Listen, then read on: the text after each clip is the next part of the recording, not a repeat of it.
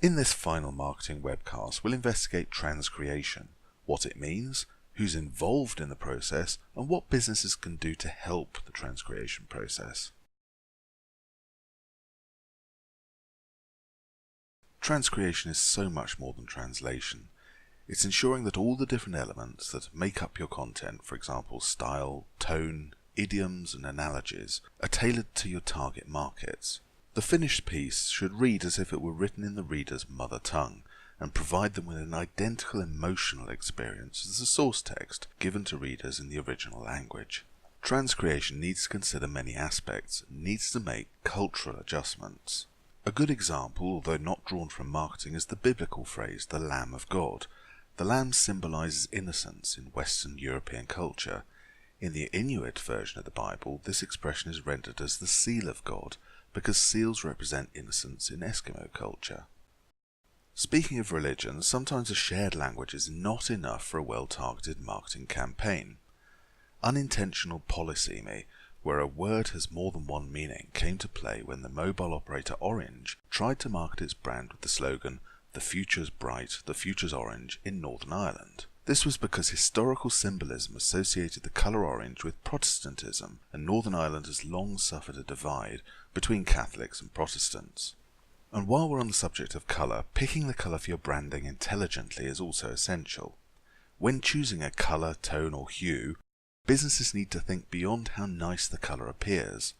For example, the colour white represents peace and purity in the West, whereas in Asia it's a colour that's used at funerals.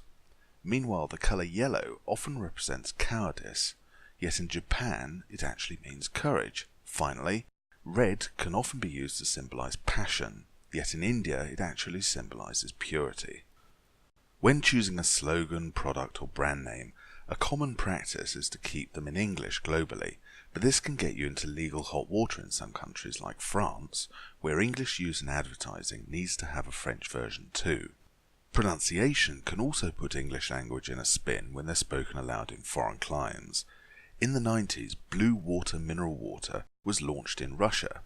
Pronouncing it aloud, however, made it sound eerily close to the word blevota, which is a vulgar noun used for the word vomit. Strange as it may seem, Russian consumers could often not bring themselves to ask for a bottle of vomit when they needed to quench their thirst. All these considerations mean that a transcreator has a very special profile. If translation is about the ability to understand someone else's language, transcreation is about being an accomplished creative writer in your own, while having a sound understanding of both cultures. Transcreation writers need to have the confidence to move away from the original where necessary. Often, the more creativity that went into the original message, the more creativity it will need to make the message resonate in other languages. The key is to transmit the same ideas but using different words and imagery to suit the target market. This can mean treading a very fine line. Foreign copy isn't foreign to the people who read it. It shouldn't be foreign to the people who approve it.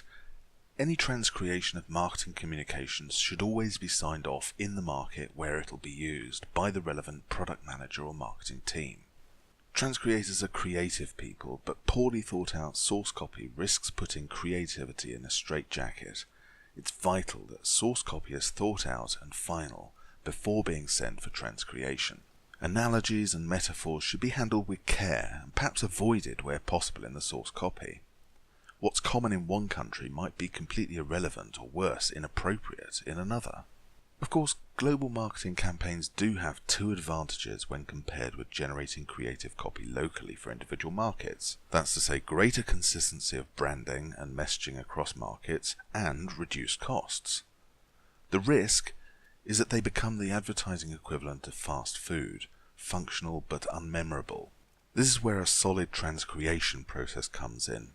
Done right, it allows campaigns to be both fresh and relevant locally, while simultaneously enabling your business to stay consistent globally.